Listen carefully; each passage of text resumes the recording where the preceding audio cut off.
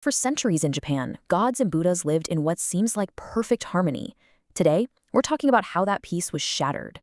The old belief was that Japan's native gods, the kami, were just local traces of the true universal Buddhas.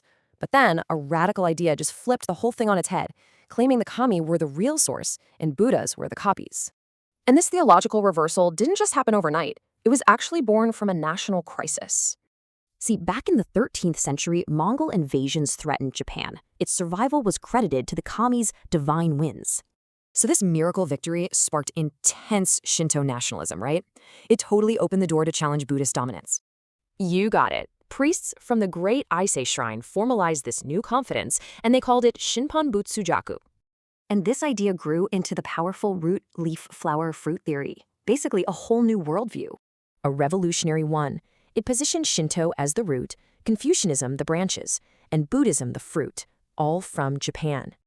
Wow, so this new theology became the playbook for one of history's most audacious power grabs. That's right. For centuries, the elite Shirakawa family ran the shrine world, but a rival was waiting in the chaos.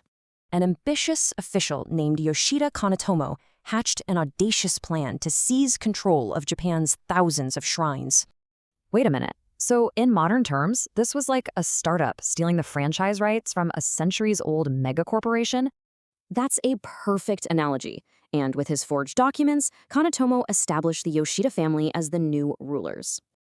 Okay, but you don't just dethrone an ancient dynasty like that. The old guard wouldn't go down without a fight, right? Not at all.